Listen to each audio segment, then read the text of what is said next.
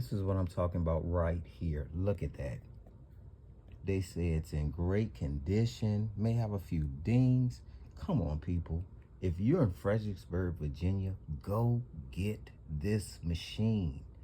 Go and get it. This is what you need. It was $100. I would have bought it for $100, but now it's only $60.